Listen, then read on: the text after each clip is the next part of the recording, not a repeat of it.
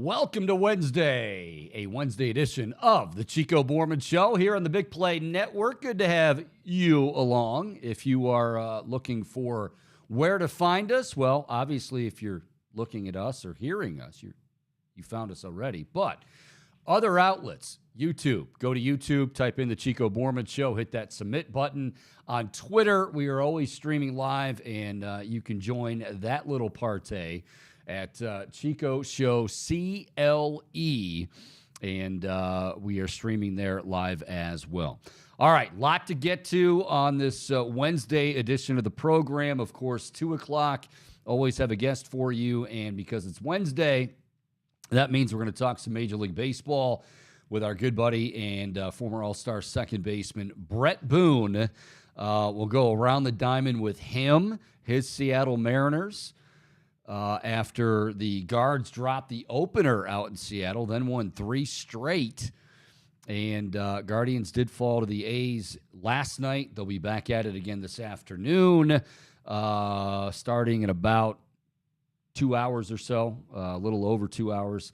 And then they will be off, little getaway day, off tomorrow, Friday, the home opener. And, yep, them same Seattle Mariners are going to be in town. And Logan Gilbert will take on Aaron Savali. So we'll talk to Booney about that and much, much more. First of all, you want to join the show, please do. 216-626-7901. That number, again, you can see it on the screen. 216-626-7901. Also, feel free to drop some comments there on the YouTube site and on Twitter if you are partaking. All right, so want to welcome in my buddy Michael Bohm as well. And Bohm, I'll be honest with you. Today, and we're not out of the woods yet. I woke up this morning, as everybody woke up this morning. Hopefully you did. And I was actually driving home. It was like 8:30 in the morning. And I'm driving, and the temperature gauge in my car says 72 degrees. I mean, that's always that creepy feeling. You know what I mean? Like this feels really good. And yeah, this feels like summertime, 72 in the morning, but you know that something's brewing. But so far, so good. A nice day in Cleveland, too good to be true, Chico. Yeah. Now, as you know, I think you know this anyway, my dream profession, other than, of course, talking sports here in Cleveland, would be a storm chaser. I am enamored with, very rough weather, more tornadoes than hurricanes. Like, I want to be a tornado chaser. I don't know how you get into that field. I don't know if you just show up in someone's van in Oklahoma and be like, hey, you guys looking for anybody to hold a tripod? Or like, I don't know how you do that. Watch Twister for 10,000 hours. There you go. But all I'm going to tell you is I hope everything's going to be okay. Storms are on the way, so I'm going to revert back to my the Erie weatherman, the legendary Tom Atkins. They a lot of weather people, you notice this, Bone, they have their little cliches. But There was a guy back in PA when I worked there years ago. And whenever there was a storm, first of all, some of them get really, really excited. And I can't make fun of that because, I said I'd like to be a storm chaser. But he would get really excited, and if it was like torrential downpours and there was a chance for, tornadic activity, like how I just threw that out there. Smooth. Yeah, thank you. He would say, all right, hey, folks. He'd be like bug-eyed. Look, hey, folks. We're here to prepare you, not scare you. Just be sure to keep an eye to the sky, and if you see a road underwater, turn around, don't drown. And he just repeat this like every 5 minutes. Just keep an eye to the sky. We're here to prepare you, not scare you, and turn around, don't drown. So if it gets to be that point, certainly, and again, it's no laughing matter at times. We've already had some windstorms in the area over the last week or so. So if anything is out, just be safe. Just be safe out there. We want you back for another day of the Chico Bormann Show. All right, we got good news, and we got some not so good news from last night. I mean, I say not so good news. Hey, Guardians, they've done pretty well. I mean, they are now, 4-2 on the season, and they wrap up their series with Oakland, as I said, today in Oakland. Hunter Gaddis on the mound for the Guards. But, if they're able to win today, take 5 out of 7 on this road trip, and come home getting ready for the Seattle Mariners and the Yankees to follow them. But you open a season on the road, on the West Coast no less, and you win 5 out of 7, you've done pretty well. We'll see how they fare today. James Karinchak had some struggles, but, I think all in all, not too bad. Really good. We've been waiting for the Cavaliers. Let's just clinch this and let's get it over with, and let's, not leave anything to chance. Well, that happened last night, and wouldn't you know it, who had a big part in it? None other than some guy named Donovan Mitchell, which he is now, 4 straight games with 40-plus points, 40 or more points. And I think the NBA record, isn't it Harden at 5? I think that's correct, and I do know that no one else in the NBA has done that this season, at least. Yeah, I think maybe we need. I probably need to look that up. I think Harden though has done it 5 times, and I don't know if it was last. No, it wouldn't have been last year. It was definitely a few years ago. Yeah, it was a few years ago. So Donovan Mitchell's been incredible. Karis LeVert, another great outing for him. And he is somebody who I think is going to be very, very key. Evan Mobley, all the usual suspects. But now we can start. Now we can taste it. Now instead of talking about it and gosh, just get us to the playoffs. You know what I mean? The regular season, okay, you've got another one in Orlando tomorrow. And then you've got I believe the Charlotte Hornets to end the season. And then we get ready for the postseason, of course, home court advantage. Go ahead, Bo. Just an update on that, on the Harden stats. So it was 5 games, and the only other players that have scored 40 or more points in 5 straight games are Michael Jordan, Allen Iverson, Kobe Bryant, and James Harden. And Harden being the most recent. So, yeah, Donovan Mitchell in some pretty lofty company there. He has been exceptional. What are your big concerns heading into the postseason? Because obviously we know the Knicks, or at least their fans, are saying the Cavs are just nothing but a speed bump along the way, which is ridiculous. The Cavs are the better team. I'm not saying significantly better. I think all around, though, absolutely. On the defensive end, absolutely.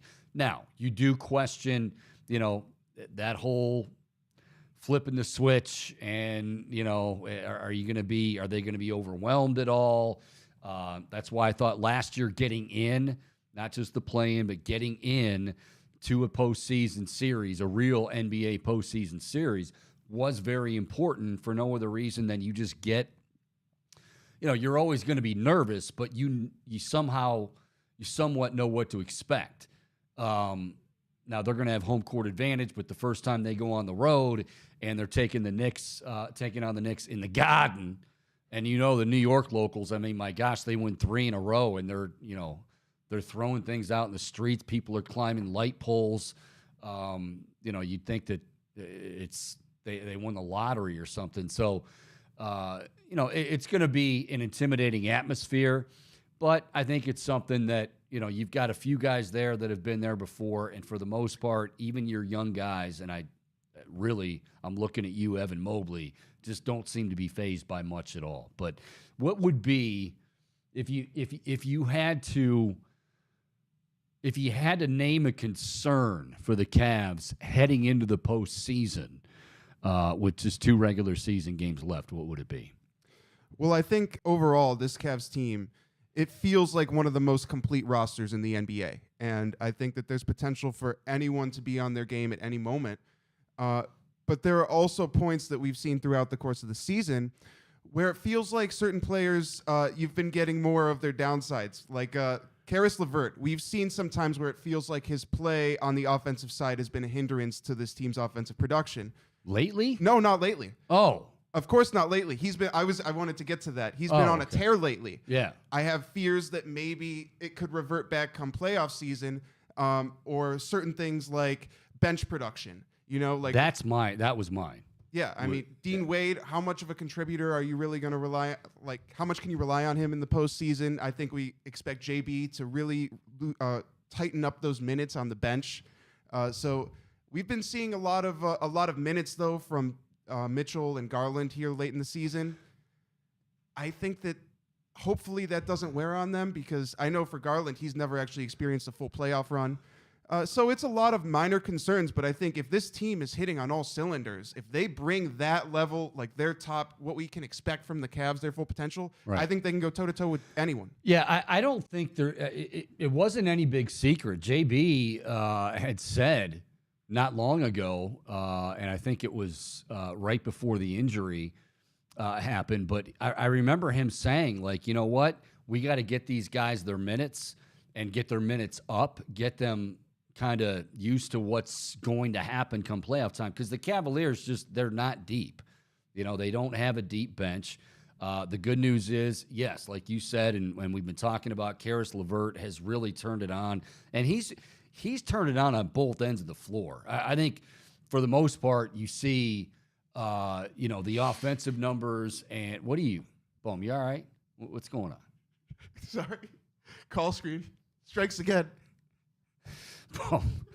Boom, you cannot keep it together. Anyway, Karis LeVert has been great at both ends of the floor. And too many times we focus on, okay, how many points did he have? 16, 19. He's been great on the defensive end too. So, but the reality is, your stars are going to have to play an awful lot of minutes, and JB didn't hide from that, and he wasn't secretive about that a couple of weeks ago. So, you're going to see those guys having to play a lot of minutes. I think they're ready for it. The good news, you can say, well, the bad news is, oh my gosh, it's playoff time, and are they ready to handle that load in that environment? Well, you are younger. I mean, right now, like, you got the Lakers, and Anthony Davis has finally decided to stay healthy, and he's playing well. But they've got a back-to-back, I think, tonight. And Anthony Davis doesn't play back-to-backs anymore. Like, you don't have to worry about that sort of thing, I think, with the Cavaliers. Now, injuries are a possibility always. But in terms of just, Isaac Okoro is another one. You want to make sure that he's going to be healthy and ready to go. Obviously, a guy that is, defensively fantastic. I think he's improved his offensive game a lot more than people give him credit for, but is he going to be healthy? That knee has been bulky, and JB Bickerstaff said, hey, if it's hindering him and he can't be close to 100%, then, we're not going to play him. All right, 216-626-7901. Now, the good news is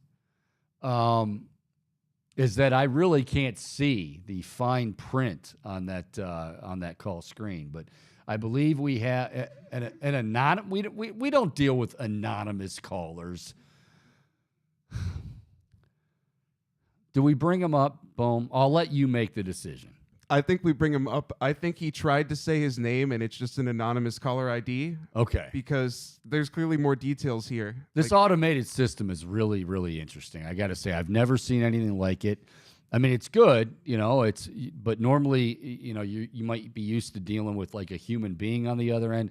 This thing spits out like what it thinks it hears, and a lot of times, well, it might be offensive.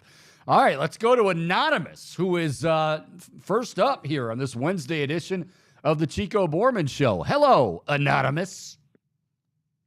Hey, Chico, this is Jake at Rocky River. What's up, Jake? How you doing, buddy? I'm good. I was calling actually to make the same point that you just made about Isaac Okoro. I think that defense against Jalen Brunson, that's what you're going to need in the playoffs. I mean, Donovan Mitchell, Darius Garland, good scores, but the fact that Bickerstaff is already saying he does not know if Isaac Okoro is going to be ready to go. Yeah. Jake, you're breaking up a little bit, so we're gonna let you go. But I appreciate you checking in. And yes, very good point.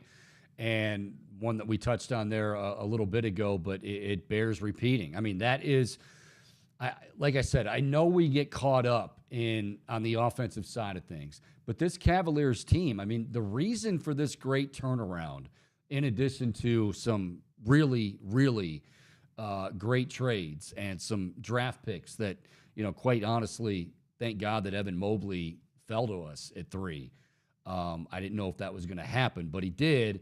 And so one of the things, though, that's really turned them around, in addition to the talent, is that these guys have bought in, and they've bought into playing both ends. I mean, the Cavaliers, since the beginning of the season, have been a top 5, at times number 1, defensive efficiency team. And so, if you don't have one of your guys, and I wouldn't even say one of your guys. Now, you say Jared Allen and Evan Mobley obviously are the rim protectors and guys that, you absolutely have to have inside. Isaac Okoro is that on-the-ball just menace that nobody wants to deal with. He's that junkyard dog. They need him back healthy. And, JB, I think is probably, well, the Cavaliers are being very careful about this. You only have 2 games left in the regular season. You thankfully were able to get it out of the way last night. You've got Orlando coming up again tomorrow. Then you finish the season with Charlotte, and then it's a matter of, okay, now we get ready for the Knicks. And that's, when does that series start? I want to say like the 15th, Bohm? Somewhere around there. So, I mean, there is time for Isaac Okoro to get right, and hopefully that's going to be the case. But, I know a lot of folks this year have kind of been down on him, and, should they have chosen him? And go ahead. Yeah, so the playoffs, the first round starts on the 15th. The play-in starts on the 11th. Right, okay. We don't have to worry about that, thank God, this year. But, yeah, I mean, 15th, so there's going to be time, plenty of time, you think, for Isaac Okoro. Now, the reality is we don't really know just how bulky that knee is. And if you're J.B. Bickerstaff or anyone from the Cleveland Cavaliers, there's no need to make mention of it, or no need to, he might be fine. I would say, if I'm going to take a guess, he's probably feeling much better. And one of those, if the playoffs started today, could he go? Probably. Could he? Is he 100%? Obviously, I don't think that would be yes. But by the time the 15th rolls around, by the time, we're talking about the New York Knicks and the playoffs, hopefully Isaac Okoro is the guy. But, yeah, the depth is certainly going to be a concern. But Isaac Okoro, first and foremost, you want him, because Jalen Brunson, you go back to even to last year, and I know Donovan Mitchell's going to be very glued in, and I know Donovan Mitchell is, I don't want to say revenge. I always think sometimes that's overrated, but Donovan Mitchell knows what happened last year, and Jalen Brunson dropping, 40 on him, 50? I think it was over 4. I think he had like 45. Yeah, it was like 44. Yeah, he had a great game against him.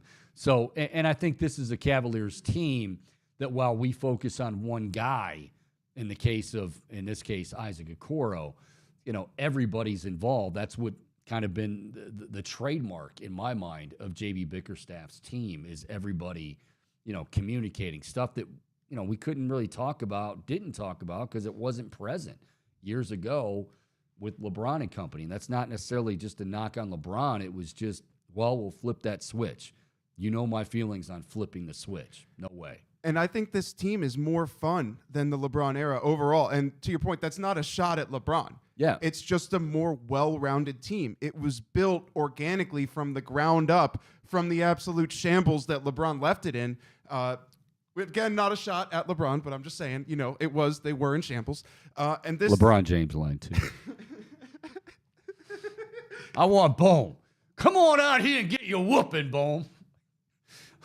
Like Evander Holyfield, the Sports Center commercial with Charlie. Steiner, come on out here and get your whooping. One time when I was covering the Cavs, I remember I was in the locker room during the LeBron era, right? And I all of a sudden heard an outburst from him. He got all upset. Someone tried to sneak him a demo tape in the locker room, like a CD. It was the weirdest, most bizarre thing. That was only like my first or second time in the locker room. I was like, what the hell is going on right now? What year was this? the Cavs played the Clippers. This was after they won the championship. It had to be like 17. What year did he leave? 19? It might have been 18. I think it was 18. 18, yeah. I think it was his last season Somebody here. tried to get him a demo. Like, how did they get? I don't. Like, somebody got credentialed, or like a fan ran down and. I didn't see who it was that tried to sneak it to him. He was out of that locker room before I could even figure out what happened. Chris Manning was an aspiring rapper way back when, and maybe he tried to get him a demo tape. I'm sure he's still allowed in that locker room, so I feel like it wasn't Chris Manning. Probably wasn't him. We'll let him off the hook. All right, 216-626-7901. But now it's official. Now we wait for the postseason, and it's going to be exciting. And you're right, Bohm. I think that's a good question to pose too. Like, LeBron was always the feature attraction. LeBron and will always be. I mean, that's just what LeBron is, and how great he is. And I understand to some degree why people, want to take him to task on certain things. But all in all, I got plenty of good to say about that guy. But you're right. And the other thing about the Cavaliers, as far as this squad and being so fun and young, like, this was something that totally came out of the blue. 2-3 years ago, I remember we were waiting for the end of the season. Remember how, most teams, including the Cavaliers in past years, they'd have the end of the season conference pretty much right away. Well, remember when Kobe Altman had waited a couple weeks, and people were just like, and that was the year of, Kevin Love's drama and, coming out on the floor, and leadership wasn't great. And so you're just kind of saying to yourself, man, this is what happened? And when are they going to be good again? And then all of a sudden, a few very, very good trades, some draft picks, and most importantly, guys buying in, and here we are. And they are a lot of fun to watch. I can't wait to hear the reaction from the crowd, because, I think we've been starved for not only playoff basketball, but playoff basketball, and again, no shot at LeBron, but playoff basketball in a totally different way, with a totally different group. Like, remember Darius Garland making that comment, and it wasn't a shot at LeBron. He was, I think it was, I forget what magazine it was, and Darius Garland just basically said, he's like, look, I wanted to be here. This was before Mitchell, I think, got here, and obviously, Donovan Mitchell loves it here, but Darius Garland's like, I want to be the leader of this team. He's like, of course, everybody admires and we revere LeBron James, but we want to do this our way. We want this to be our team. And, they have taken on that identity. Now, of course, next challenge is, how do you do in the postseason? That's how you're measured. They've done very well. Hey, last night, win number 50. You're telling me 2-3 years ago, oh, yeah, this team will get to 50 wins in a few years. Whatever. No way. Well, they got to win number 50. That's a hell of an accomplishment. JB took time to make note of that, but also took time to say, okay, that's great. We'll celebrate that not long, because playoffs begin. That's what you're remembered for. That's what it's all about.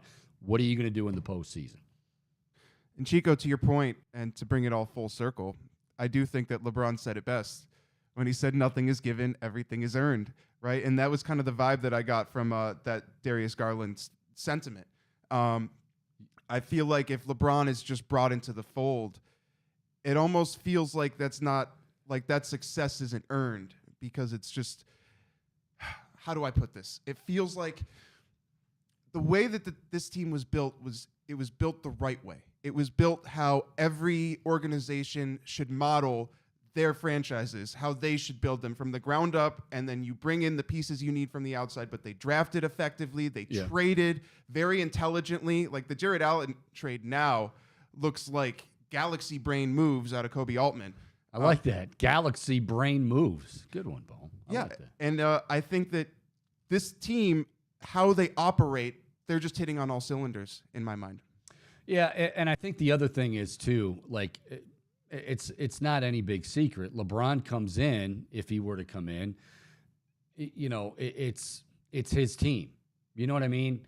Like this team is, I mean, it has its leaders, and I think, you obviously Donovan Mitchell and Darius Garland, but you've got all of them, and it's not just one guy that, okay, well, they all believe that JB Bickerstaff is going to take them where they want to go. They have all bought in, and this is in this day and age, that is not easy to do. I mean, about the only way you can do it is to have, and I'm not saying every veteran, no veterans out there are buy-in mode, that they're just, but for the most part, it's tough to do once they've maybe got their big contract and we should be doing things this way or that way. In this case, you've got, for the most part, young, hungry guys that are wanting to get better, and they've seen the success, right? Part of it is, JB Bickerstaff can preach a good message. JB Bickerstaff can have a good plan, just like Kobe Altman can have a good plan. But if it doesn't translate to wins and you don't see it, as a player, hell, as a fan, but in this case, the players, they're bought in, and why wouldn't they be?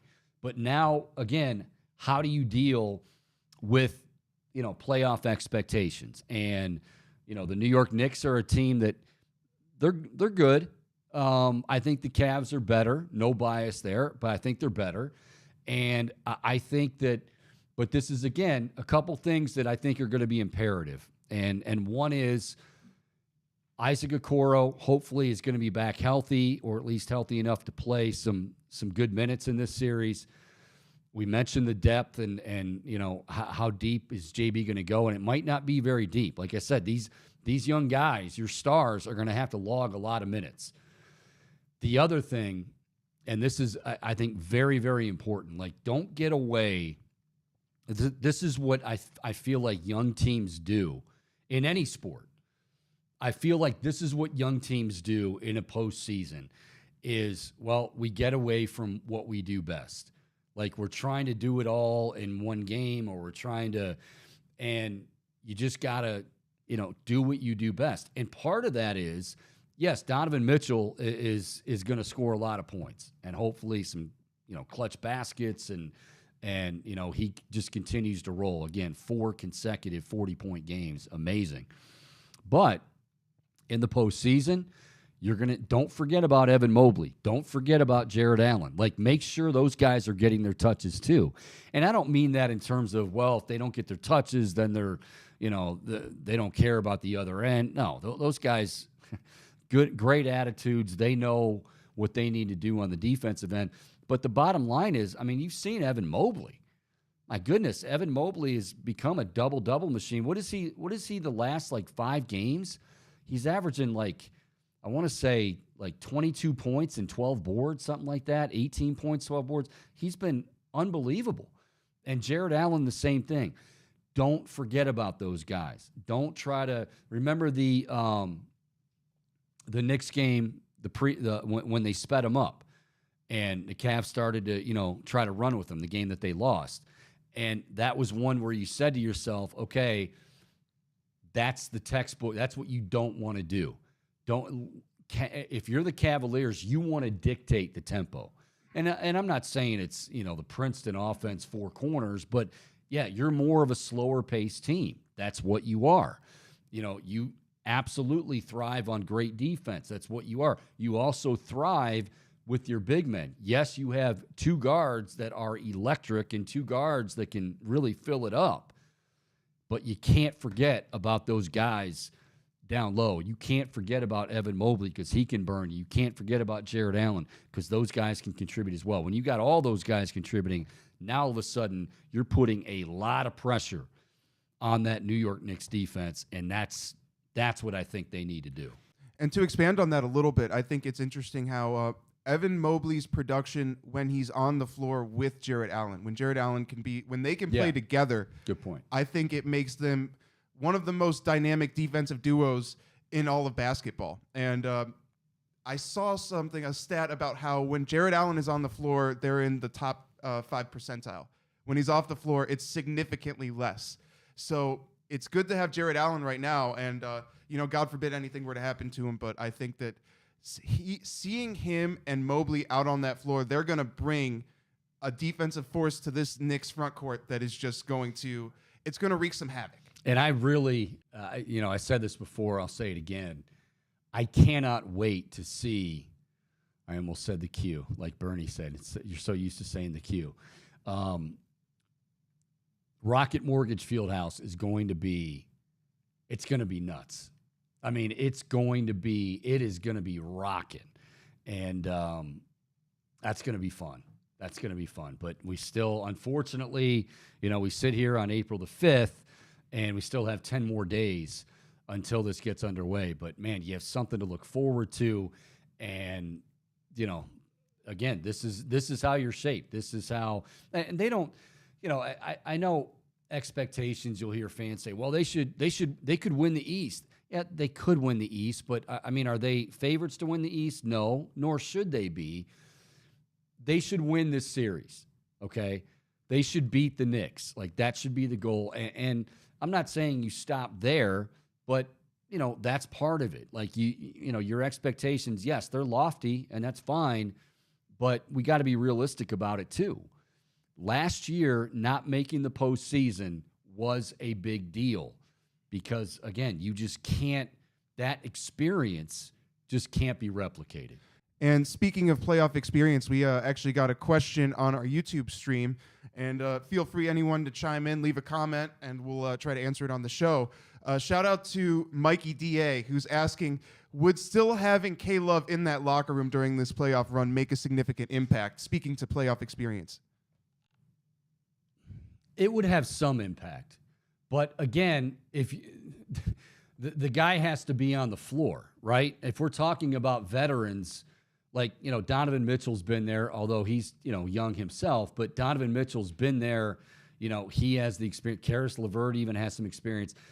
But those guys are on the floor. Kevin Love, and this is what I keep going back to with Love, and, yeah, in a perfect world, of course I'd want Kevin Love. I mean, his number's going to go up in the rafters one day. I love how he, came back from what was 2 or 3 years ago when it just seemed like he was a real cancer in that locker room, and he bounced back and he became, the leader. He became vintage Kevin Love. But let's remember, when he was dealt, he wasn't playing any minutes. And before anyone says, oh, well, there was a spat with JB or there was a spat with Kobe Altman, Kevin Love injured that wrist. Kevin Love was not shooting the ball very well at all. And if he's not able to shoot the ball well, he's not providing that sort of offensive game, then he's a liability because of what he's not able to do on the defensive end. So I know a lot of people, it sounds like an easy scapegoat to say, oh, well, that was a horrible move getting rid of Kevin Love. I mean, Kevin Love hasn't exactly just lit it up with Miami. And, he just himself said, my wrist doesn't feel right. He expected it to be better by the time, when he came back. He expected maybe a few days and then, okay, I'm going to feel good again. It just never happened. So, yeah, I mean, he's got the experience, but it's important to remember that experience really is limited if he's not going to be on the floor. And he wasn't playing a lot of minutes for JB. They kind of lost faith in him. And I've got no problem with Kevin Love saying, I want out. I want to go somewhere to play. That's fine. But I don't think JB was going to have all of a sudden just snap your fingers, have great confidence in Kevin Love again. How about Kevin Porter? Is that what you were laughing about over there for 5 minutes? 5 whole minutes just cracking up to myself about Kevin Porter. The fact that he's the second soup-related incident in the Cavs locker room. The second? J.R. Smith. Well, I remember J.R. Smith. What was Porter had a soup incident? Didn't he throw soup? J.R. Smith, we got to look into that. Did that's a trend.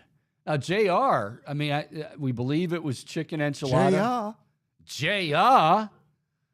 It's like the guy on what is it? J.R. Sports Brief does a great job, by the way. But I love J.R. Sports Brief. He does the overnight, I think, on CBS Sports Radio, and when he comes on the air, he's like, You found me. Congratulations. It's JR, the JR Sports Brief. Congratulations, you found me. Now, Kevin Porter didn't throw soup, did he, Boom? So you remember he got upset about the locker change, right? Oh, yeah. According to TMZ Sports, he did throw food. I'm trying to find the specifics. I mean, if it's soup, we've got a soup problem. You know, like no soup for you I was just anymore. thinking that. Yeah, I mean, we gotta, and the chicken enchilada, boy, I've got it was tortilla soup. I'm sorry, which is very, very close, by the way. Yeah, thank you for getting us down the road of Kevin Porter. Boom. He could be pretty productive off that bench, you know. Oh, he could be productive. He could be productive in many ways too. Unfortunately, on the floor, off the floor, in the locker room. No, that was a decision that had to be made. All right, coming up top of the hour, we are going to visit with Bret Boone. It is a Wednesday, so we're going to go around Major League Baseball. Yeah, I know, first week. I'm curious to get his thoughts on the pace of play, just the new rules. We talked last week, obviously, what did he think about him? He wasn't a big fan of the bases being bigger and all of that, but in terms of the speeding up the game, and we clearly have seen that, I think if I remember right, I remember him saying, like, I think it's going to be a good thing. I think it has been a good thing. Now, are there tweaks that need to happen? Yes, and we'll talk about that with Bret, but also talk about a key opening series. His Mariners, where he starred there in the early 2000s, his Mariners dropping 3 out of 4 at home against those Guardians after winning the opener. They dropped 3 straight.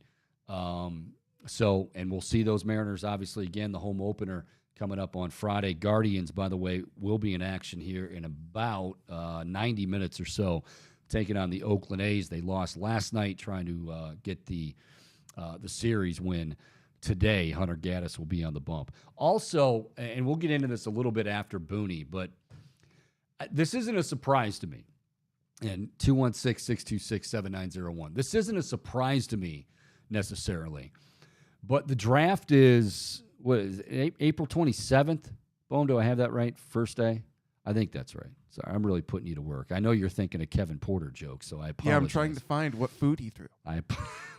You really, by the way, he really is, folks. If there was a camera on Bohm right now and that computer, that's exactly what he's doing.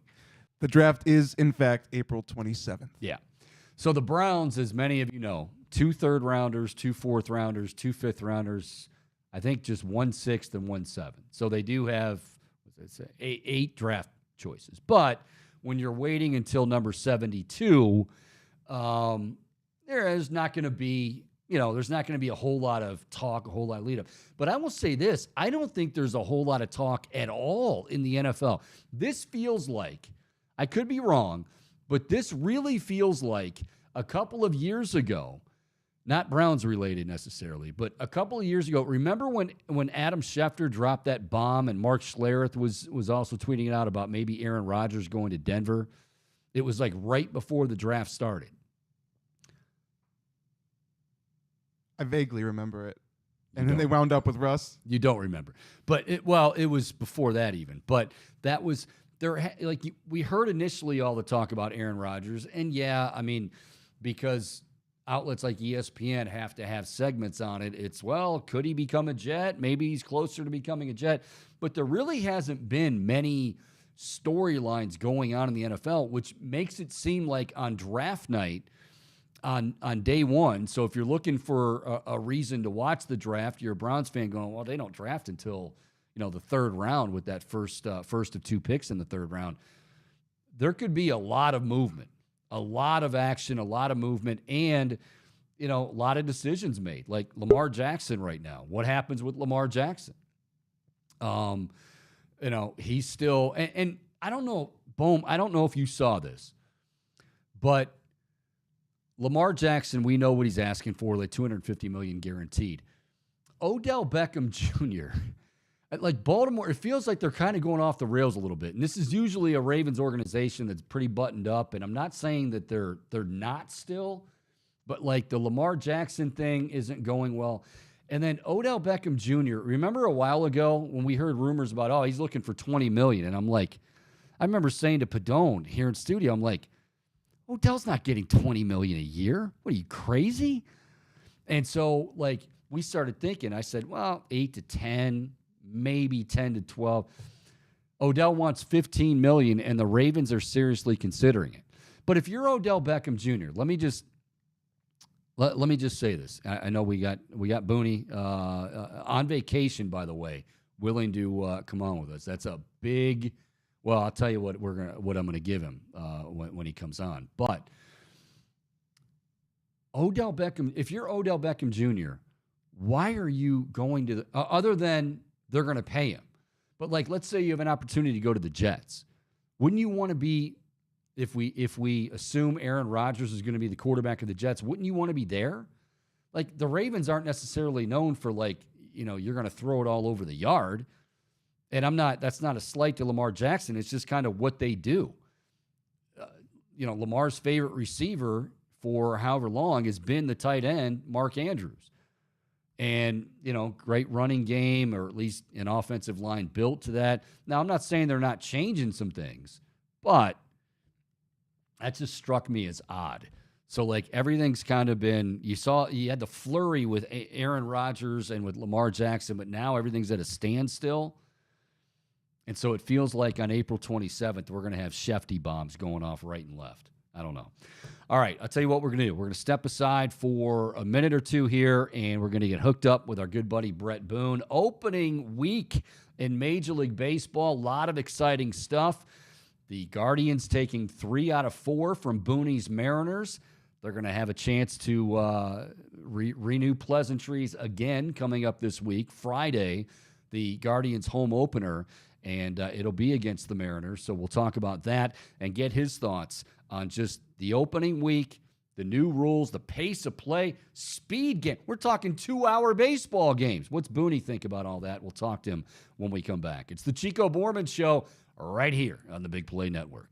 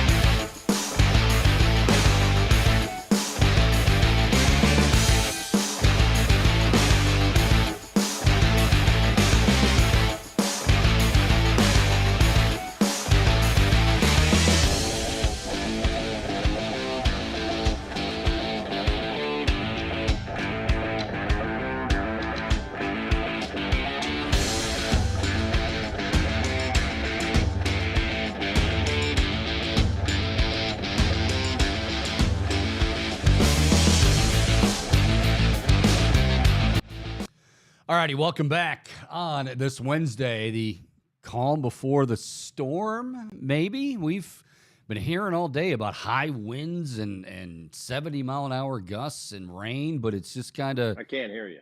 It's just kind of still. He can't hear us. Come on, Booney. Come on, Boom, actually. Boom, come on now. This is Boone. Everything's... And he's doing this. By the way, let me just... Full disclosure here. Our buddy Booney is on vacation in Mexico, And I told him, I'm like, Booney, you don't have to. Seriously, you don't have to do this on vacation. I understand. You want to. He's like, no, I'll do it. So hopefully Booney can hear us now. Can you hear me? I can hear you, Booney, loud. I'm on earbuds. I'm just talking to the phone. Okay, loud and clear. We got. What's that, buddy? He's breaking up. Booney, say hello. Say hello, Booney. Hello. There we go. All right. Let's just get the introductions out of the way. Bret Boone, 14 seasons in the major leagues, 3-time All-Star, 4-time Gold Glover, 2-time Silver Slugger. You know him. And he joins us each and every week here on the Chico Bormann Show. So, Booney, as you know, there will be no reward this time, as you've heard in our one of your favorite movies, Caddyshack. There will be no reward this time, but when you die, Booney, on your deathbed, you will receive total consciousness. So you got that going for you, which is nice. How do you like that, Booney? I like that. Nice entry. Booney, did you shave the beard? I did. It's tired. Oh. I have that fake man hair on your face. You know, I have to grow it for a month and pretend like it's a 5 o'clock shadow. Yeah, I got rid of it. I mean, I was just about to come on today and say, because I just saw, of course, your great podcast, the Boone podcast, which I'm a big fan of. I subscribe. And the last one I saw, you had the beard, and I was about to come on today and say, you kind of resemble country music superstar Travis Tritt. I don't know if you know who that is, but I know the name Travis Tritt, but I'm not a country guy. Well, but yeah, Chico, it's been played out. I've been growing that thing for about a month, and I know it looks like a normal man. It would take 2 or 3 days to get to where I was. That was a month. That was a lot of work. Felt like I had a cat on my face. I just don't get the guy really rock the beards. I mean, some guys look cool with them, but man, it's uncomfortable. So new territory for me. I'm back, clean shaven. Looks like you've hit the gym too. It looks like the biceps have not taken a vacation, even though you have, Booney. No, it's what I do, Chico. It's what I do. You're a warrior. All right. Bret Boone joining us on the Chico Bormann Show. I'm sure he appreciates that. Booney, 1 week thereabouts in the books, more than a week actually. We talked all about heading into the season. It was the off-season topic. The new rules and the pace of play, and all in all, your just first blush, your takeaway on these games that have definitely been sped up with the new rules. I think it's a hit. I think I'm hearing from fans, from players, staff, everybody likes it. And Uncle Arnie, has he mentioned it to you, or you haven't talked to him? He loved it from the get-go. Okay. From early training, when I was a pretty big skeptic, Aaron was saying from the get-go he loved it. And I've talked to a few managers; they all love it. And they had spring training to kind of feel it out and get used to it. I still think there's going to be some bumps in the road. I think there's going to be some parts of the rules that have to be changed and tweaked a little bit. But overall, I think, when I was talking about it on a show yesterday, the big difference for us, Chico, for now, myself, member of the media, when we're covering these games, we're watching these games, DVR is always nice, but usually if I've got the kids and I've got to take them to a doctor's appointment at noon, the game's at 1, I get home at 1:30, it's the bottom of the first. Now you come home a half hour to the game, it might be the 4th inning. So that's changing it up a little bit from a viewing standpoint. But I'm looking at these games, if it's 3 hours, man, that's like a marathon. When in the past, that's kind of been the norm. Yeah, absolutely. You mentioned the tweaking going on, and a couple things that I've noticed that I think and hopefully, Rob Manfred said this is not something where, okay, hey, we're going to have to wait until the end of the season. Hopefully they can tweak as they go. But the one thing was I think it was in the Mets game, if I'm not mistaken. I can't remember if it was Pete Alonso that was on. I think it was Pete Alonso on the bases, and Jeff McNeil hit a foul ball. Alonso was running with the pitch, and then he had to come back, and like they had already started the clock on McNeil, and Yeah. Alonso was like halfway. I mean, you can't expect these guys to just sprint. You got to discretion. You use discretion. Exactly. And who is the final arbiter? Is that the umpire? Well, he's going to have to use discretion. I think these with anything new, when I first heard the rule, I hated it out of hand. Then I said I'd have an open mind about it. Then I just heard the feedback from the guys actually living it, the players, and it was positive. I expected there to be some dissenting opinions, and it was mostly positive. So the one thing I did notice, Chico, I don't know how much you would agree or disagree with me. The pitch clock, as it gets lower, I still think the whole wild card in this thing is the base stealing. Base stealing in the past, the Ricky Henderson, Vince Coleman, Lou Brock. I mean, that was a big part of baseball, and a big part. People built their team around speed. Modern day, not as big of a deal.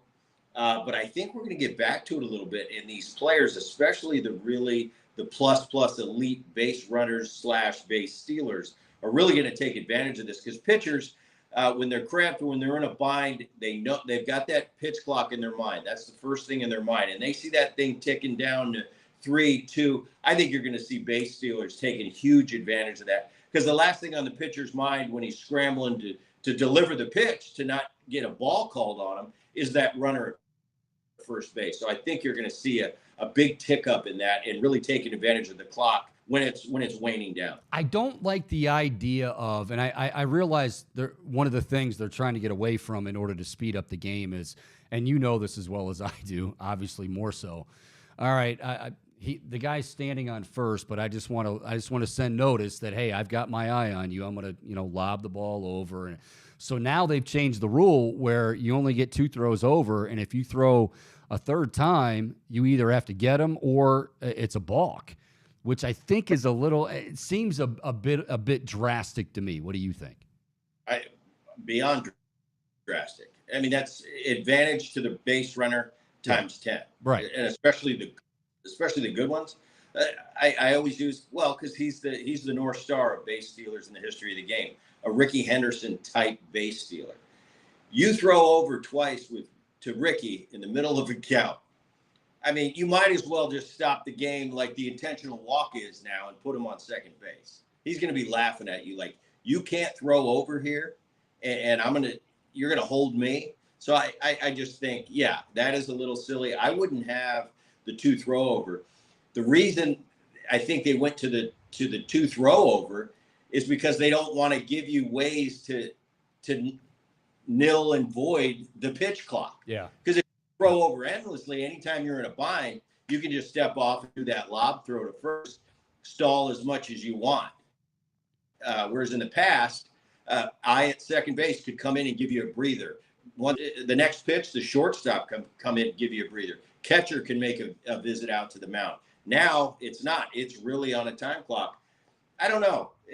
Also, I think as the games get more crucial during the end of the season, maybe even the postseason, Bingo. Those last 3 innings of a game, pitch clock, I think we saw a game ended yesterday on a pitch clock violation. Yep. And I said that from the get-go. No fan, either side, wants to see a game ended on a pitch clock violation, whether it's ball like 3. I think that's a ridiculous way to end a game in a game that's never been based on time or any clock. And we've always had that pride of we're not subject to a clock like all the other sports. Well, now that's changed. We're talking to Bret Boone, 3-time All-Star, 4-time Gold Glover, 2-time Silver Slugger, spent 14 seasons in the big leagues, of course, host of the Bret Boone podcast, which you should be subscribing to by now. Booney, to bring in now the Guardians-Mariners, which, of course, opened up the season, and then Mariners are going to be right back in town here in Cleveland on Friday for another series. But really, if we go back to game 1, which the Mariners won, and then, of course, the Guardians were able to win 3 straight in Seattle. But that first game, I think you saw James Karinchak came undone. Now, you can talk about the foul tip call, and it was a pretty poor call. I don't know why that's not something that could be reviewable, but whatever. I mean, it happens. Bad calls happen. But all of a sudden, you could just see Karinchak getting, feeling rushed, and then the control went, and then he hits a batter, and it was like, oh, no. And those are guys that, like, he's got those nervous tics to begin with where he's kind of throwing the ball up a little bit, rosin bag. Those are things that in the offseason, hopefully you work to correct those or at least get them down, and it seemed like it hurt him in that opening game. Yeah, Karinchak, you can tell he's a little bit of a different cat. Yeah. From the way he passes to when he finishes an inning, that camera always goes to him, and he always has a lot to say, good or bad, no matter what happened that inning. Maybe the rule changes and not being able to work at his pace is going to affect a guy that, like you said, has that tick, is a little more emotional. He's a little bit of a different dude. But that's something Cleveland's got to work out. The interesting take I had is, I've been pumping the Mariners and telling you how good I think they are. Still think they are great, and they're going to have a great season. Off to a rough start, where last year the Guardians Mariners matchup was a little lopsided, wasn't it, Chico? Yeah. And I would needle you a little bit as the season went on. Yes, Mariners had Cleveland's number last year. Coming out of the chute, Cleveland taking 3 out of 4. I think that's big. I think that's big for them going forward, just to kind of set the tone, because these are two pretty darn equal teams. When you look at up and down the lineup, up and down that rotation, they're pretty similar.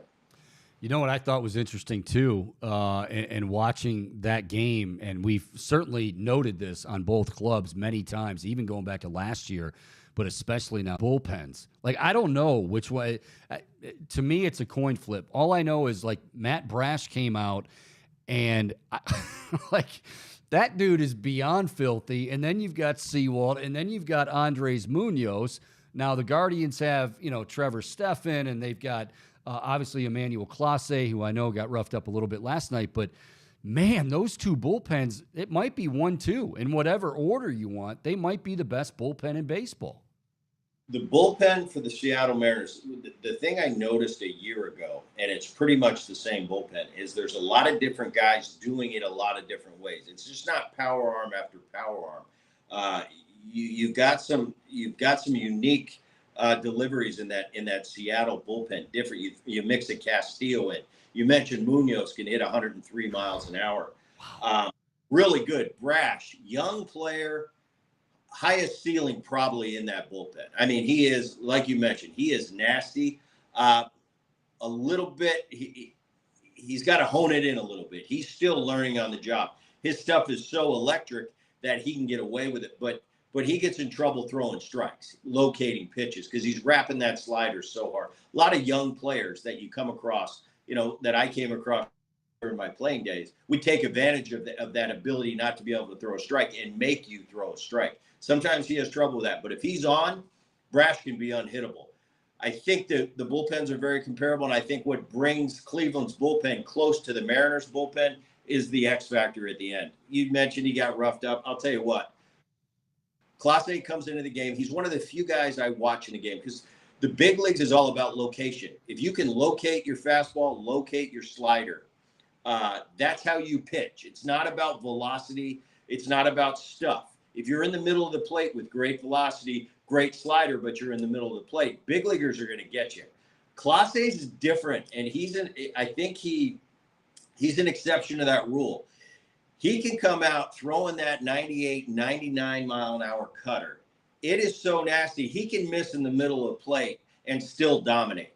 That's very rare at the big league level, but Clase is one of those guys that can do it. Yeah, and just to continue that thought for a moment, I can remember when that trade was made and Corey Kluber, was dealt. And, obviously fans loved Kluber. And I just remember people saying, the average fan who didn't really know anything about him, and we had to do our digging a little bit, even in the media, saying, oh, well, they traded him for a middle reliever. And all I had read and heard is this guy is filthy. He can hit triple digits.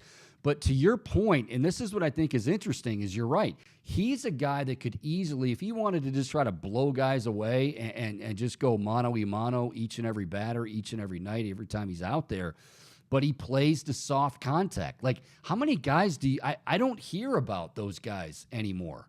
because everything is so, well, you and I have had this conversation. Everything's so power oriented, whether the guy's, in the batter's box or the guy's throwing it. Here's a guy who definitely has that power arsenal, but he'd rather play to soft contact and be out of the inning in 8-9 pitches. It's amazing. Well, I mean, I don't want to compare him to the great Mariano Rivera, but what Mariano had was pinpoint control. He had Greg Maddux control with that one pitch, the cutter. Don't get me wrong. If you got him a few times, he bore a sinker on your hands. One of the best sinkers I've ever seen. He just didn't have control of it, so you didn't see him use it that much. His control was so good, and the thing that I think is similar, Clase doesn't have the control of a Mariano Rivera, but he's got more velocity. I think the similarities between the two is they both throw, and we call it light and heavy. It's a heavy cutter. There's guys that have a light cutter, a light sinker, and then there's that heavy sinker and that heavy cutter. Mariano had that heavy cutter. You'd come off the bat, even if you barrel it up, it'd feel like a bowling ball coming off your bat. It was like a Greg Maddux sinker. You square it up, it still would reverberate throughout your whole body. Out of him. And just watching him when he comes in, first of all, it makes me not want to grab a bat. Not that I could at my old age now, but I can tell that's a heavy sinker, and there's nothing worse than 98 and heavy on top of it. A few more minutes with Bret Boone, the three-time All-Star, and of course, host of the Bret Boone podcast, getting rave reviews, which we'll get to that here in just a moment. All right, I want to ask you one of those questions, and one of the things we love about having you on, Booney, is you can the questions that are running through fans' minds that they don't get a chance to ask a former big leaguer like yourself. So we always say, like, as fans, even in the media, wow, opening day, oh, they're not going to be ready for opening day, or so-and-so is off to a horrendous start. They're 0 for 18, or 1 for 2. Does it bother you a little more when it does come at the beginning of the season, just because you're looking up and seeing those numbers, and because everybody else seems to be so focused on that? Because if it happens in the middle of the year and your average drops from 294 to 278, nobody gives a damn. So what is it like as a hitter if you start off ice cold? Well, nobody wants to walk up to the plate and have a 1 in front of their, your name, your picture. Hopefully it's a good picture. The lighting was good. It's all about lighting, Chico. And then nobody wants to have a 1. And I'm telling you, when you get off to a cold start, believe me, hitters, as they're going to the plate, they see that board, and they know everybody sees that board. To get off get off the highway and get into the 2s at least. 3s are optimal. But I'll tell you, it didn't matter how long I played, 10 years into the big leagues. That opening day, that first series, man, you just want to get off to a decent start. You don't need to necessarily be hitting 500 after the first series, but let me get a couple hits. Let me get it moving here. It seemed like every year I would start off 2 for 7, and then I'd go 2 for 9 automatically. I'd probably get my third hit by about my 12th or 13 at bats, and then we'd go from there. But it seemed like every year, for some reason, I was always 2 for 7. It seemed like every year in and year out. But don't get me wrong. Being a rookie, that's one thing.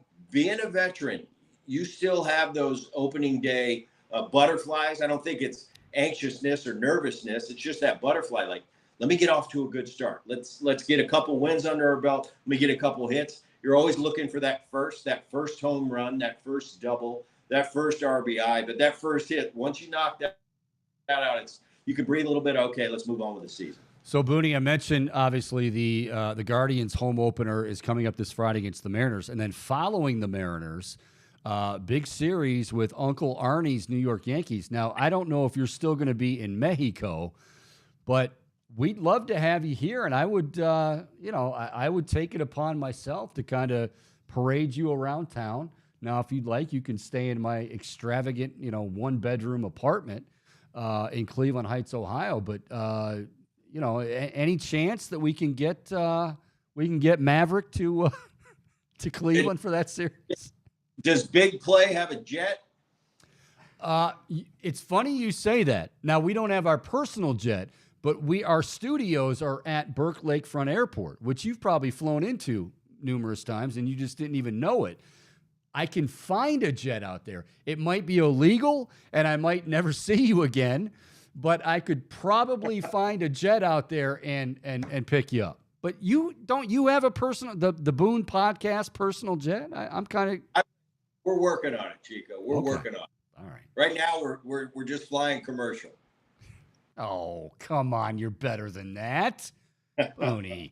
Real quick, anything just kind of, aside from rules, anything stand out? I'm looking in the East with Uncle Arnie's Yanks and those Tampa Bay Rays. I know it's only 5 games, but it's like you want to talk about the Yanks, you want to talk about the Blue Jays, and Tampa Bay's just sitting there going, don't forget about us. I mean, a little bit, and I'm I grew up in that area. I just don't think Philly has the team.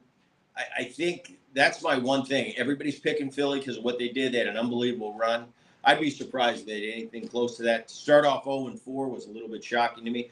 Tampa 5-0, best record in baseball. What's new? It's like we have no rhyme or reason. We don't know. It's something they're doing in Tampa year in and year out. You can never count the Rays out. They're off to a great start. Obviously, 5 games in, not a big deal. You mentioned the Yankees.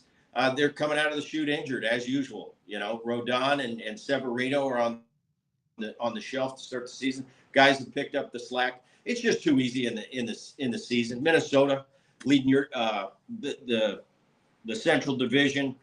I don't think there's any real surprises, and it's too young.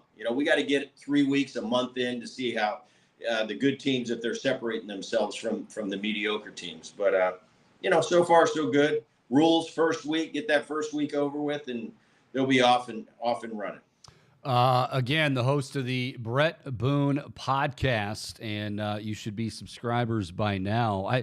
I'm a little jealous because now that I'm doing the pod, and they did a caricature of me, like yours looks, and I would expect it to be, but it looks ridiculously cooler than me. Like you've got like the hat backwards, you've got your 11 bats that I'm sure you brought to the yard every day, and it's slung over your shoulder, and the hair and the eye black, and there's me like looking like Hank Hill from King of the Hill. Well, Chico, what I tell people, if you could hit the breaking pitch, you could have a picture like that, but you can't. That's true. You know what? It really is as simple as it comes that. Down to the breaking pitch. You can't. You're not allowed to be in the big league. Pedro Serrano did it. He couldn't hit the breaking pitch. Bats for bats. All right, Boone, real quick, and ironically enough, as we ask you who's coming up on the podcast, Bernie Kosar, of course, Bernie and Hanford have their show here on Big Play as well. Legend here. Had an awesome time with Bernie here in the studio for about 15 minutes on the air. He's a good, interesting guy. Yeah, and he said he very much enjoyed being on your podcast, and as I've said before, I'm not exactly sure what Bernie's resume has that mine doesn't, but that's for another day. Maybe one day, Chico. Maybe one day. Who is coming up on the Bret Boone podcast? I haven't confirmed with it yet. I'm going to have Uncle Arn next week. I've got another segment. It's Turning 2 with Boone. I'm going to do that once a week on top of the 2 interviews. I'm going to see if Aaron will join me next week. Mike Sweeney's coming up, the Kansas City Royal. Chuck Finley, the Angel. We had Chuck Finley here in Cleveland for a while. He and Tawny Miss Catan, yeah. And Tommy Glavine comes up. So I'm going to have Tommy. That's what we've got coming up in the pod. Oh man, he's killing it, just killing it. He is Bret Boone again, 14 seasons in the big leagues, 3-time All-Star, and of course now kicking some serious butt with that Bret Boone podcast, and you can check that out on Odyssey or wherever you get your podcast. So I was actually going to say something. Oh yeah, and I'm sorry. I know you got to get to the gym. Are you? How many more days are you in Mexico, Boone? I just got here. Got here last night. Oh wow! I thought you'd been there for a while. No, I got here last night, and I'm here till Saturday night. I'll be home Saturday night. Okay. Well, I'm surprised that Uncle Arnie would give you the nod on the pod, because I would think he probably has some sort of in-season rule that even though you're, brother Brett, Maverick, and, you had that great 2001 season and you're Joe Cool, I'm surprised that Aaron, Uncle Arnie, would allow you. You guys must have some kind of connection, because for Uncle Arnie to do it in season, I think is a very, very big get. Well, he's a big deal. He's a big deal. So I'll work my magic. I know a couple people that can get a hold of him. I didn't say we landed him yet. I just said I'm going to put the inquiry out there. So we'll see what I can do. Hey, Chico, fingers crossed that Uncle Arn will bless me on the program. Well, if you'd like, I can. He'll be in Cleveland here soon. I can. Back in the day, before this cell phone era, and you'd come into your locker and there'd be a bunch of pink slips, and that's how we used to get notes to people. It would come from they'd call the front office, and that's where your request so and so called. You can call them back. It was on a little note sheet, and you either got back to them or not. Things are a little bit different now, but if you could send one of those, he'll probably be able to he'll understand that. Ooh, that must be important. I was thinking more of the Hecko variety, but that probably wouldn't go over. Now, speaking of those notes, you would send those to like Lou Piniella, only they would say like back in like 7th grade, like, Lou, do you like me? Check yes or no. Like would you do that with Sweet Lou? You got cut off there, man. I wanted to hear what he had to say. It's all right. Booney, seriously, on vacation, this means a lot. You don't know how much this means to me, that you would do this on vacation in Mexico. Appreciate your time as always. I'm going to try to keep working the guns like you are. That's not too bad. Chico. Yeah. That's too much, son. Yeah, that's like 3 times this. I can't compete with that. Booney, we'll talk to you next week, buddy. Thank you so much. Thank you. All right. That is Bret Boone. He is the host of the Bret Boone podcast. Love Booney. And, he was pretty damn good back in the day. Boone, do you realize that back in 2001, I brought this up before, but a while ago, Ichiro won and that was the year the then Indians faced the Mariners in the postseason, but Ichiro won the MVP. And granted, he had an incredible year. He batted like, 371, and he stole a bunch of bases, and he could, he was just, he was the man, not just in Japan, in Seattle, all over Major League Baseball. I don't know if people realize Booney in 2001, 331 batting average, 37 home runs, 141 runs batted in, and I think he finished 3rd in the MVP voting. Like today, you put those numbers up, or any year you put those numbers up, it's a landslide vote. And I'm not saying Ichiro wasn't deserving, and I'm a little biased here with my buddy Booney, but wow, that's a hell of a season. 141 runs batted in, 37 dogs, 330. It's not like he batted 220 like today's guys that hit home runs. He was hitting that's like a Triple Crown line. Unbelievable. Yeah, and I remember just being a kid that season, going to a few Guardians then Indians games at the time. Yeah. And viewing that Mariners team as like the Monstars of Major League Baseball. They were so stacked. And that was right when Ichiro first came, right? I used to always try to mimic that batting stance that he used to do with like the shirt. Yeah. Oh, yeah. Absolutely. Yeah. Absolutely. But no, Boone was another guy who I really looked up to on that roster. And I remember they were so loaded. John Olerud. They had an insane pitching staff. But that stat line is insane. It clearly doesn't get the respect it deserves. I totally agree. All right. We're going to take a break right now. When we come back, I want to shift gears, talk a little draft, because really there hasn't been a whole lot of talk. And, free agency, obviously we talked about it when the acquisitions came. But I'm just kind of curious, you folks out there, Browns fans, would love to hear from you, 216-626-7901. You understand why it's quiet right now. Do you have any expectations for the Browns on draft day? Because this is basically a roster where, you're not going to be looking for third rounders to contribute right away. Now, that doesn't mean that you just punt and they need, because that's, you've struggled with a lot of these young guys, whether it be, hopefully a Perrion Winfrey or a Tommy Togiai, guys that just haven't really seen, Jordan Elliott, that haven't developed into those key depth pieces, which is also why they need to keep adding. What is your expectation for this 2023 draft coming up at the end of the month, where the Browns have 8 choices, but again, do not pick until round 3, 2 in the 3rd, 2 in the 4th, 2 in the 5th, 1, 6, 1, 7. Back to talk about that and take your calls, 216-626-7901.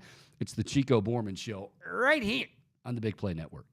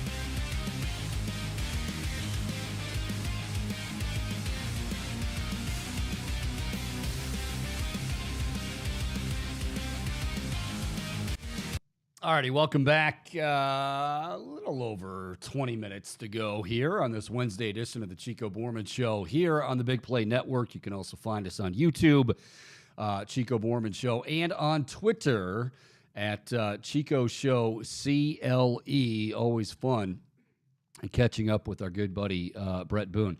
Let me just totally off track here. We'll get back into the sports world. We got some, some football stuff I want to talk about, and actually some Masters stuff, although, we'll get to it. Has anyone else been getting these messages? And I know, spam, everybody gets it, so I'm not sure.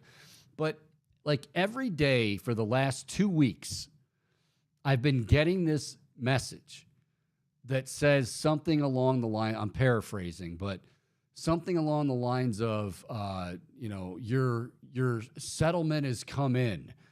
Be sure to claim your $37,992.47 by going to, and of course I know it's BS and I erase it, but how do you get rid of those? Like, are you getting them, Bohm? I get a lot of really random messages from people pretending they're like reaching out, pretending to be someone, and they're reaching out to someone else. And if you pretend to be them, then they're like, "Oh, I realized I had the wrong number," and then they try to strike up a conversation with you. Like, I get dozens of messages from all these fake people. It's just, it's frustrating. At this point, I just like to mess with them and see how they react. Sometimes it's a little bitter.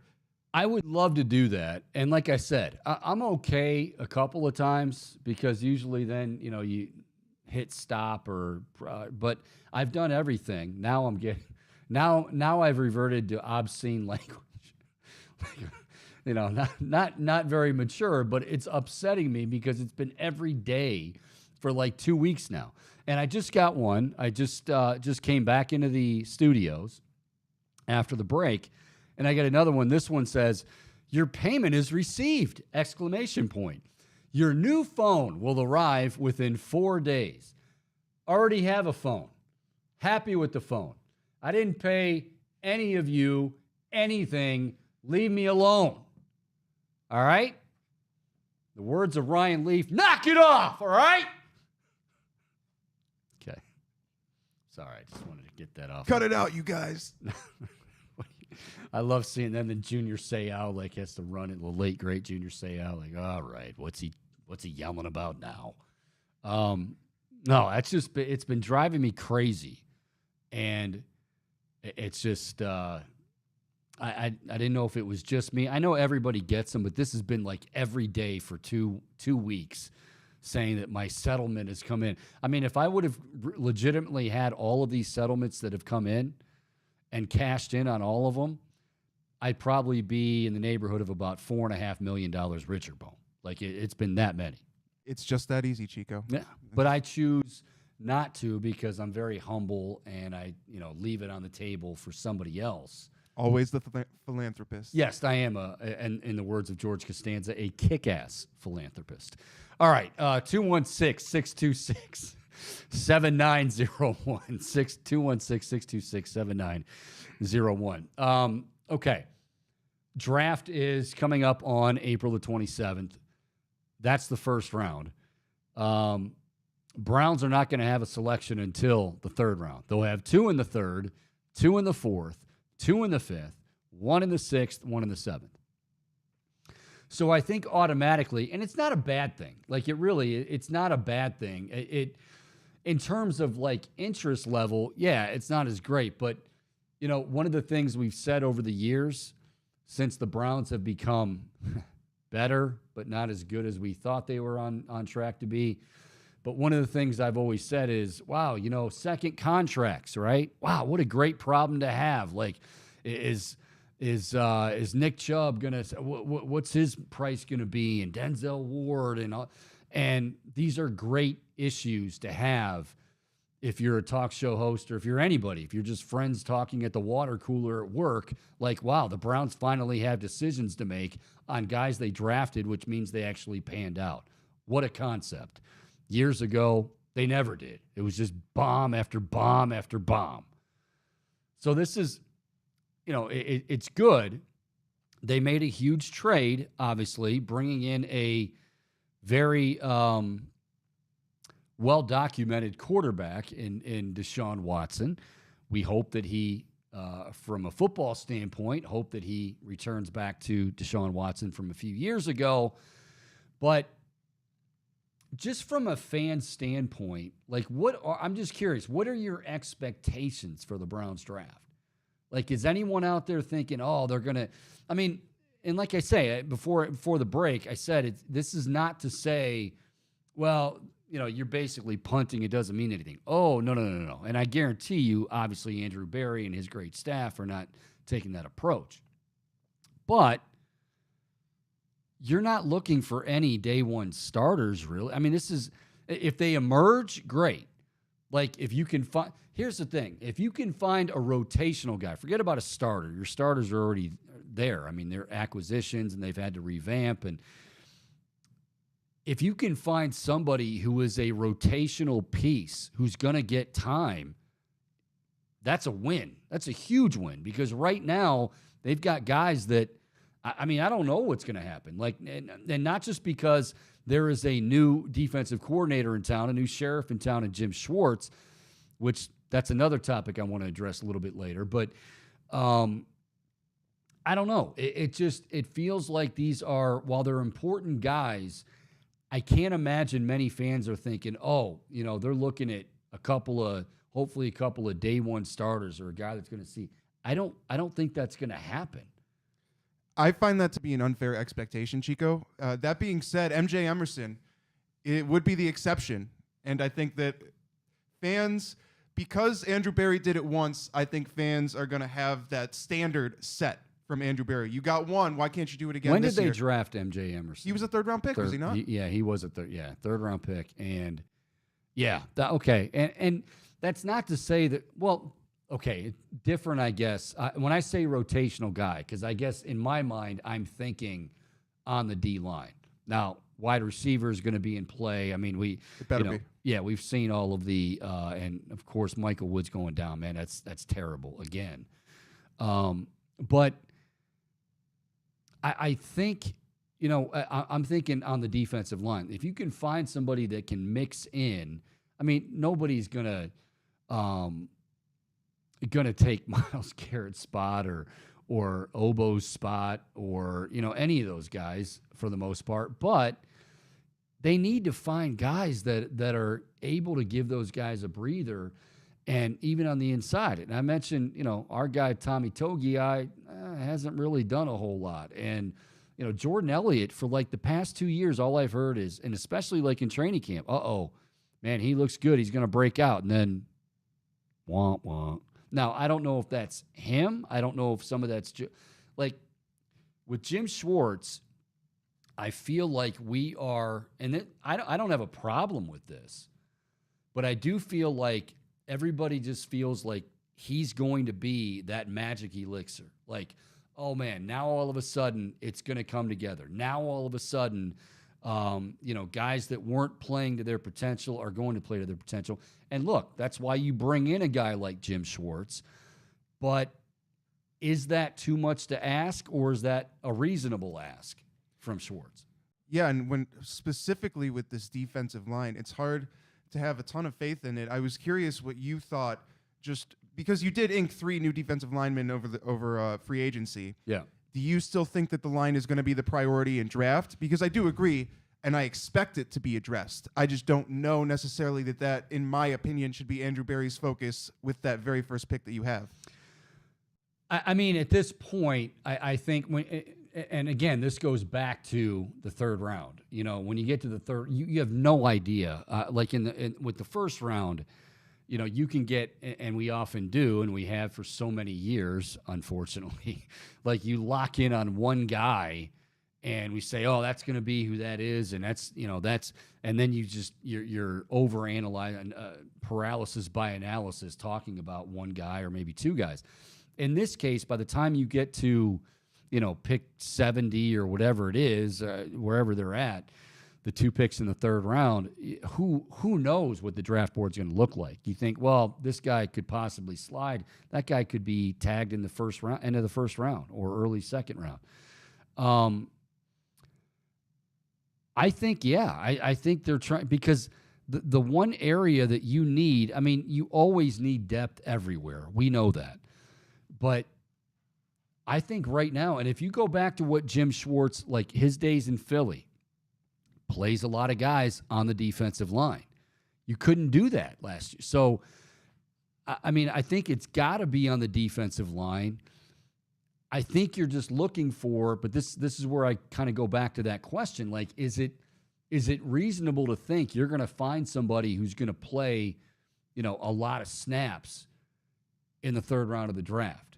Now, I don't want to sound like, oh, well, because we know steals happen everywhere, great players happen everywhere. But I think they've addressed much of those needs already in free agency. And by the way, probably are not done in terms of bringing other guys in outside of the draft. You know, we get to training camp and rosters get cut down. Andrew Berry's going to be scouring those. Make no mistake about it. But, yeah, I feel like I kind of feel like if you're going to tell me, if you're going to ask me what position is going to be a priority for Andrew Berry beginning in the third round when he has 2 picks and then in the fourth with 2, I would say D-line and wide receiver.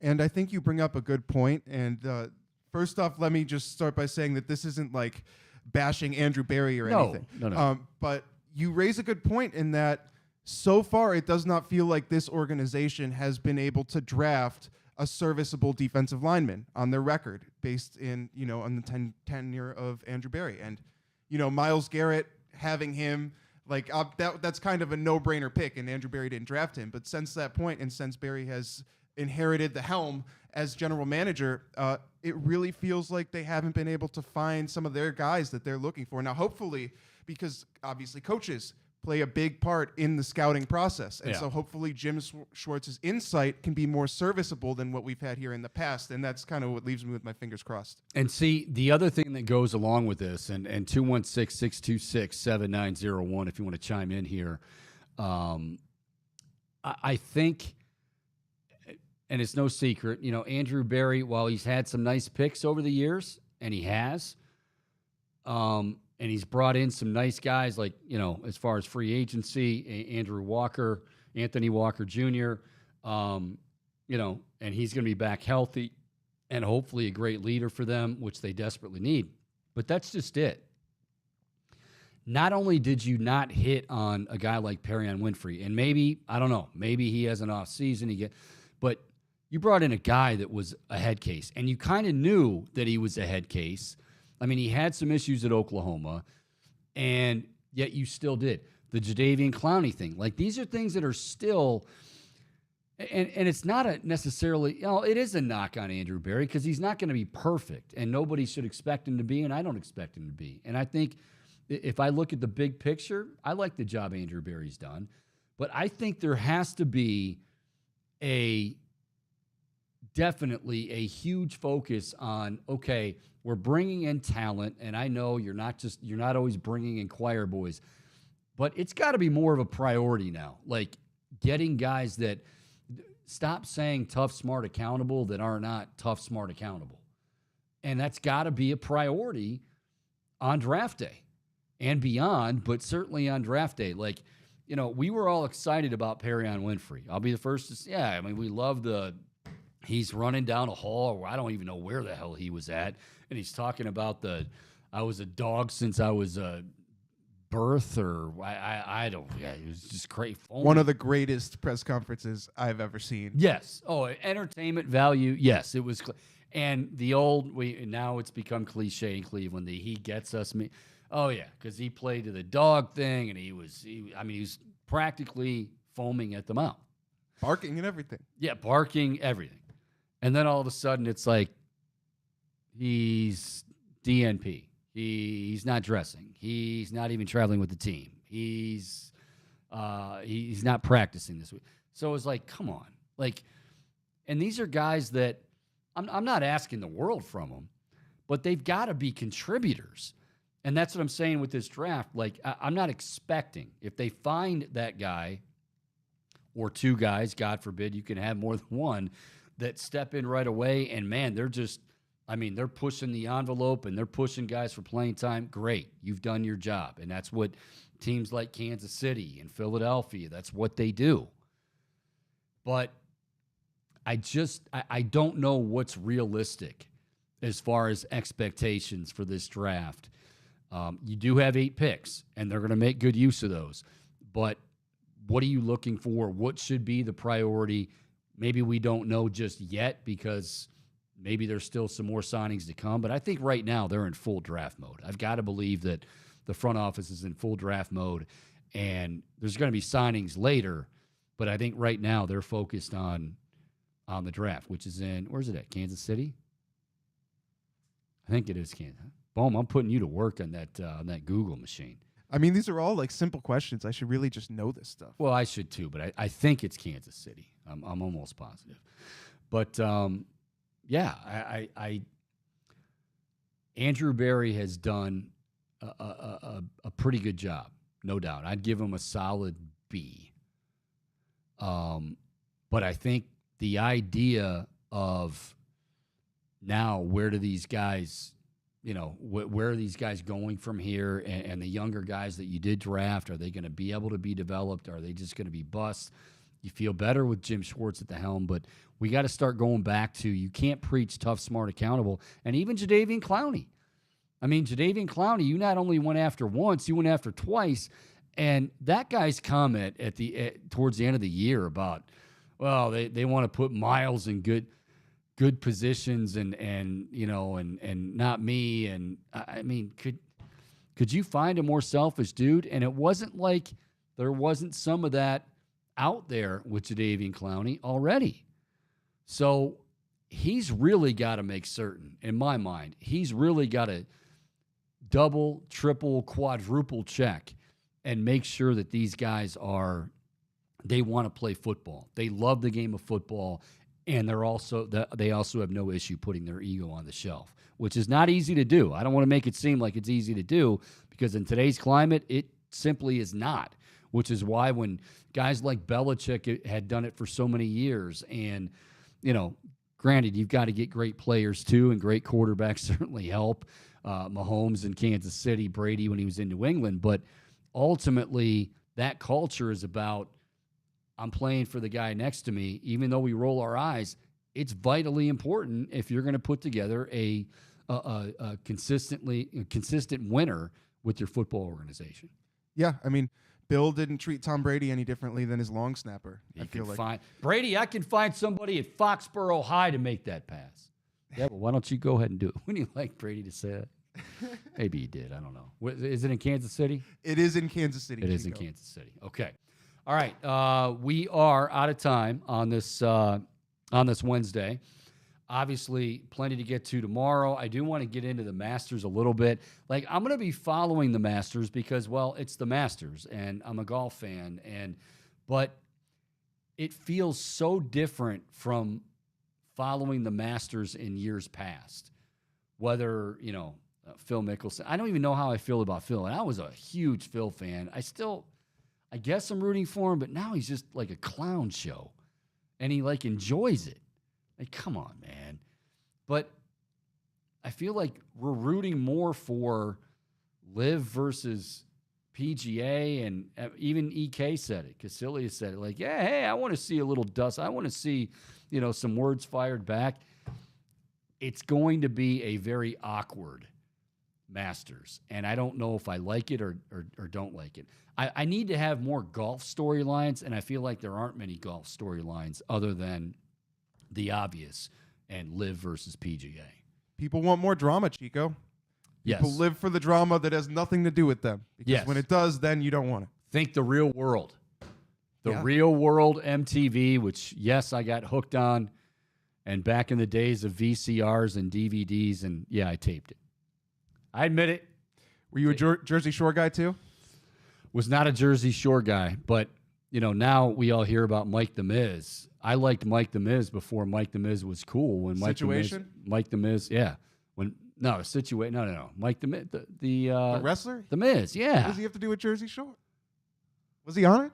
Oh, he was on Real World. Oh, Real World. Okay, He I was didn't on know the that. season, I think it was the season in Vegas, and his significant other, his main squeeze in that it was Trisha Canatella. All right, I don't know why I know all this. I knew the Tawny Katane reference though. I got that one.